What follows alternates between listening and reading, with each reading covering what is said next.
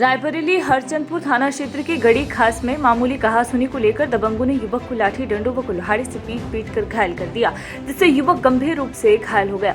परिजनों ने आनंद फानंद में युवक को जिला अस्पताल में भर्ती कराया, जहां इलाज चल रहा है युवक का। पुलिस ने आरोपियों के खिलाफ मामला दर्ज कर आगे की कार्यवाही शुरू कर दी है।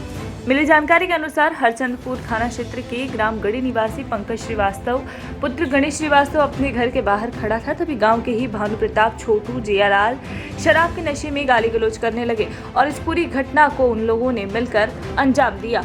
देखिए संवाददाता मेहताब खान की रिपोर्ट, रायबरेली, उत्तर प्रदेश। हाँ, एक पंकज श्रीवास्तव नाम के आए हुए हैं हरचंदपुर थाने से।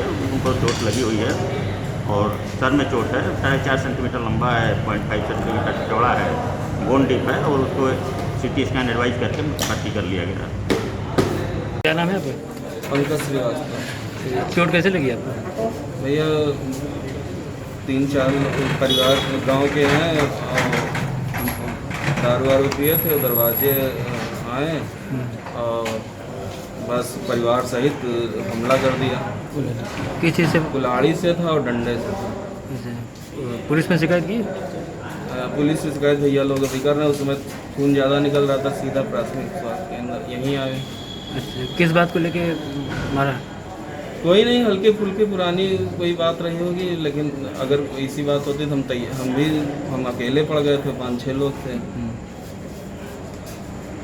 जी, क्या नाम है आपका? जी, अनीता श्रीवास्तव, एडवोकेट, बीजेपी प्रत्याशी पूर्व रायबरेली। अच्छा, कहाँ पर आई हुई हैं? अभी मैं अपने घर पे बैठी हुई थी, तब तक चंद्रमोहन श्रीवास्तव जी का फ़ोन आया कि पंकज श्रीवास्तव जो हरचंदपुर के रहने वाले हैं, उनके ऊपर जानलेवा हमला, गड़ी के रहने वाले हैं, उनके ऊपर जानलेवा हमला हुआ है।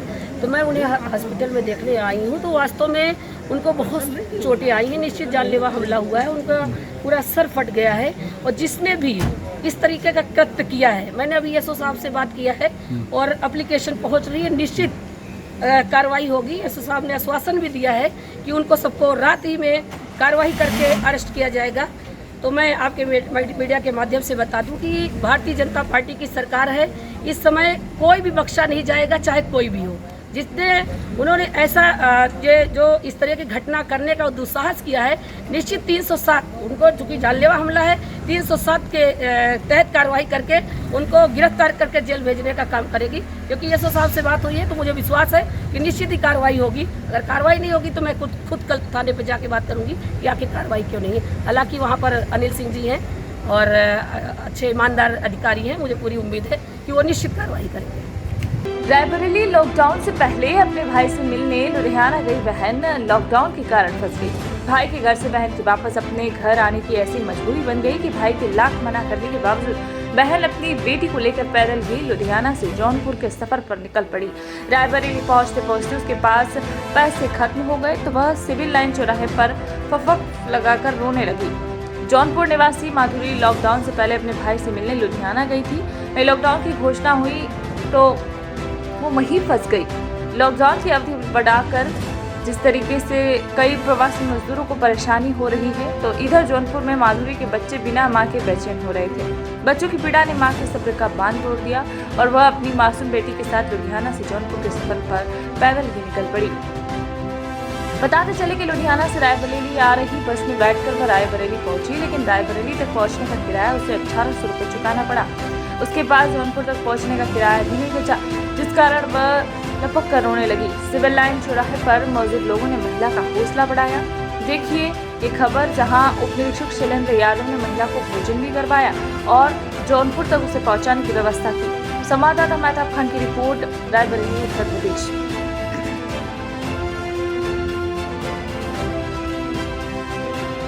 साधन तो देखो, साधन मिल जाए, परेशान न हो। भैया लोग हैं, गाड़ी मैं ऑनलाइन की हूँ, ट्रेन का, वो आज फोन आया है कि आओ बैठने के लिए। तो हम लखनऊ पहुँची थी, हम बस से आई हूँ किराया करके। तो लखनऊ से ट्रेन थी क्या? नहीं, लुधियाना से बसेस आए हैं।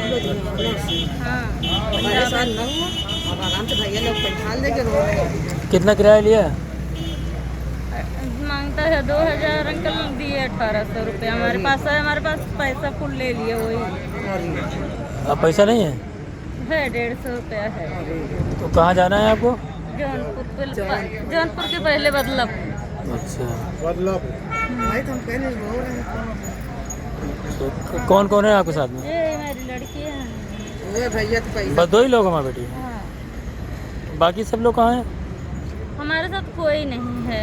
उधर पे मेरा बड़ा भाई है, वो भी बैठाया है। वो बेचारा उसका अंगूठा कट गया है, वो देखने के लिए गए।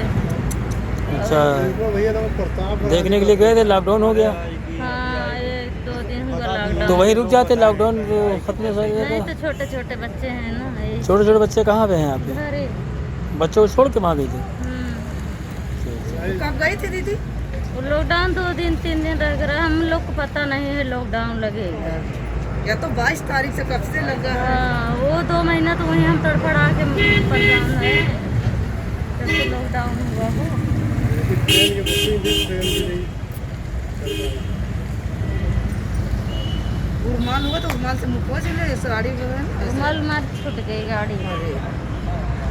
तहसील पचपाड़ के सिलेगढ़ पंचायत के राजगढ़ डैम की पानी की जलकण की गलत दिशा की वजह से भगवान शंकर का मंदिर टूट गया और बालाजी मंदिर भी टूटने की कगार पर है। अगली बारिश तक रिंगपाल नहीं हुई तो पानी के बहाव से दोनों मंदिर बहकर चले जाएंगे। ठेकेदार और संबंधित अधिकारियों का ध्यान इस ओर नहीं है। इस बात की जानकारी दांता खेड़ी पंचायत के सरपंच के बेटे लाल सिंह खेड़ी ने सिटीजन वॉइस न्यूज चैनल को दी है। आप देखिए कि आखिर मंदिर की क्या जर्जर स्थितियां हो रही हैं और तमाम जो आला अधिकारी हैं वो किस तरीके से नींद में सोए हुए हैं। भारत माता की जय, वंदे मातरम। आज झालावाड़ जिले के पचपाड़ तहसील के राजगढ़ का जो डैम है, जो सिलेगढ़ पंचायत के पास में आता है, तो सिलेगढ़ पंचायत की जमीन के ऊपर जो ये मंदिर बना हुआ है भगवान श्री भोले शंकर का, जिसे अर्धनारीश्वर की जो मूर्ति यहाँ पर है, वो अपने क्षेत्र में क्या पूरे झालावाड़ जिले में या आसपास कहीं पर भी नहीं है, यहाँ पर है। और सामने एक और बालाजी मंदिर, भगवान बालाजी का मंदिर है। ये ठेकेदार की गलती की वजह से वो जो निकासी जो पानी की हुई है डैम की, उसकी गलती की वजह से जिस मंदिर के अंदर में खड़ा हूँ ये सिर्फ यही बचा हुआ है, बाकी पूरा मंदिर पीछे टूट चुका है। उधर भी पूरा मंदिर टूट चुका है। मैं अंदर मंदिर के इसमें खड़ा होकर मूर्ति के पास होकर बताना चाहता हूँ कि ये इतना बढ़िया स्थान है यहाँ पर, और उस ठेकेदार की गलती की वजह से, संबंधित अधिकारी की गलती की वजह से यहाँ मंदिर टूट चुका है। इस पर प्रशासन भी ध्यान नहीं दे रहा है, न वो ठेकेदार ध्यान दे रहा है, और जो दूसरा बालाजी सरकार का मंदिर है वो भी टूटने की कगार पर है। जय श्री राम। जय श्री राम। भारत माता की जय, वंदे मातरम। पचपाड़ तहसील के राजगढ़ जो डैम है उसके नीचे सिलेगढ़ पंचायत के अंदर भगवान श्री बालाजी सरकार मंदिर और भगवान श्री भोलेनाथ का जो मंदिर है, ये ठेकेदार की गलती की वजह से ये मंदिर आधा टूट चुका है और बाकी पीछे जो मंदिर बच रहा है वो बिल्कुल टूटने की कगार पर है। और ना तो कोई प्रशासन ने इसके ऊपर ध्यान दिया, ना किसी ने INJA ने इसके ऊपर ध्यान दिया, ना संबंधित ठेकेदार ने ध्यान दिया। ठेकेदार की लापरवाही की वजह से आज ये हिंदू धर्म की आस्था के ऊपर बहुत बड़ा ठेस पहुंचाने वाली बात है। इसमें कोई ध्यान नहीं दे रहा है, ना इसके ऊपर कोई बात हो रही है। जब बजरंग दल के माध्यम से हमें पता चली है तो आज हम आए और हमने देखा है और हमें बताया जाते हैं कि ठेकेदार इस पर इस जलकण को ठीक करने की, जिसको जलकण को मोड़ देना और देने की कोशिश कर रहे हैं। जय श्री राम। चक्रवाती तूफान अम्फान ने पश्चिम बंगाल और उड़ीसा में भारी तबाही मचाई। दोनों राज्यों में 1 दर्जन से ज्यादा लोगों की मौत हो गई है। देर रात तक तेज बारिश और तूफानी हवाएं दोनों राज्यों में लोगों को परेशान करती रही। पिछले कई सालों में लोगों ने इस तरह की आंधी तूफान का सामना नहीं किया था। बताते चले कि पश्चिम बंगाल में तूफान से तबाही इतनी हुई है कि 10 से 12 लोगों को तूफान की भेंट चढ़ जाना पड़ा। उनका कहना है कि DM, SP और प्रशासन के अधिकारी जमीनी स्तर पर काम कर रहे हैं। अभी नंबर है के बारे में सही जानकारियां नहीं मिल रही है, लेकिन 10 से 12 लोगों की मौत हुई है, यह सटीक जानकारी प्राप्त हुई है। वहीं बात करें उड़ीसा की तो हाल बेहाल नजर आ रहा है। देखिए ये रिपोर्ट। जनपद बरेली SSP शैलेंद्र पांडे के नेतृत्व में अपराधियों की धरपकड़ अभियान में पुलिसकर्मियों को एक बड़ी सफलता हासिल हुई है, जिसमें 5 लोगों में 3 को पुलिस ने गिरफ्तार किया है, जिसमें 2 वांछित चल रहे हैं, जिसमें एक नाइजीरियन युवक शामिल है। आपको बताते चले कि ये नेटवर्क लोगों के बैंक में ATM कार्ड, डेबिट कार्ड और आधार कार्ड बनवाकर उसमें पता बदल देते थे। और इतना ही नहीं, डेबिट और ATM कार्ड का OTP नंबर ग्राहकों से ऑनलाइन पता करके उनके खातों से लाखों रुपए भी उड़ा लेते थे, जिसकी भनक जैसे ही पुलिस अधिकारी को लगी तो उन्होंने अपने अधीनस्थों के साथ पूरी टीम लगाकर मामले की भलीभांति जांच की और उसे अंजाम दिया। ठगी के गिरोह के 3 अभियुक्तों को रंगे हाथों गिरफ्तार किया गया। गिरफ्तार किए गए अभियुक्तों के पास से 10,03,800 रुपए, 4 अदद भिन्न बैंकों के ATM, डेबिट कार्ड और कई मोबाइल फोन दस्तावेज भी बरामद हुए हैं। देखिए संवाददाता दीपक कुमार की रिपोर्ट, बरेली, उत्तर प्रदेश। ठगी करने वाले गिरोह को पकड़ा गया है, किस तरीके से पुलिस ने इनको पकड़ने में कामयाबी पाई और कहां तक इनका नेक्सस जो है वो चल रहा था। तो ASP CO बारादरी अभिषेक वर्मा और ASP अंडर ट्रेनिंग अभिमन्यु मांगलिक और इनकी टीम ने एक अत्यंत ही सराहनीय कार्य करते हुए ऑनलाइन फ्रॉड करने वाले जो अकाउंट में फ्रॉड करते हैं वैसे एक गैंग को पकड़ा है, जिसके 3 सदस्य गिरफ्तार किए गए हैं, जिसमें एक थाना भीतरी चैनपुर क्षेत्र का, एक जनपद बदायूं का और एक थाना फरीदपुर क्षेत्र का है। साथ ही साथ इनसे पूछताछ की गई तो पता चला कि इस मोडस ऑपरेंडी पे काम करने वाले और इनके साथ जुड़े हुए और भी कई लोग इसमें इन्वॉल्व हैं, जिसमें नाइजीरियन ग्रुप का भी नाम सामने आया, उसमें एक सदस्य के नाम भी मिले हैं और भी हमारे पास लिंकेजेस मिली है जिस पे काम चल रहा है। ये मूलतः लोगों को फ़ोन करके फेसबुक प्रोफाइल के थ्रू तथा अन्य मोडस ऑपरेंडी के थ्रू लोगों के अकाउंट हैक करके अपने अकाउंट में ये पैसे मंगाते थे। जो अकाउंट ये क्रिएट कराते थे वो आम नागरिकों के, मुख्यतः गरीबों को ये तरह तरह के झांसे देके उनसे अकाउंट खुलवाते थे, उनके नाम पर फर्जी अकाउंट खुलाते थे और उसमें जिस व्यक्ति से ठगी करते थे उनके पैसे इनके अकाउंट में ट्रांसफ़र करके उसको तुरंत निकाल लेते थे, जिससे कि अकाउंट ब्लॉक होने के पहले ये सारी की सारी रकम जो ठगी के थ्रू ट्रांसफ़र की होती थी उसको निकाल लेते थे। मुखबिर से इस चीज़ की सूचना मिली थी कि कुछ लोग यहाँ भी इस तरह की एक्टिविटीज़ में इन्वॉल्व हैं।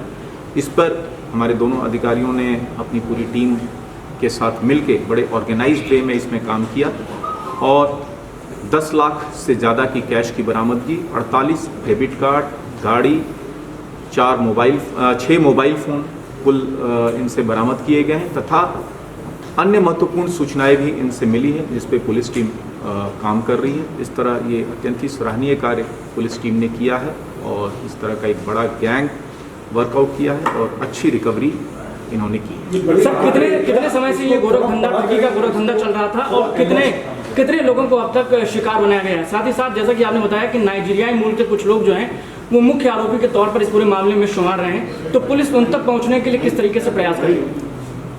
देखिए, मैं अभी भी बताया था कि पिछले 2-2.5 साल से ये लोग काम कर रहे थे और इन्हें भी अब इसका अंदाज़ा नहीं है कि कितने लोगों को इन्होंने अपनी ठगी का शिकार बनाया है। जो एक रफ आइडिया है कि 100 से ज़्यादा लोगों को इन्होंने ठगी का शिकार बनाया है।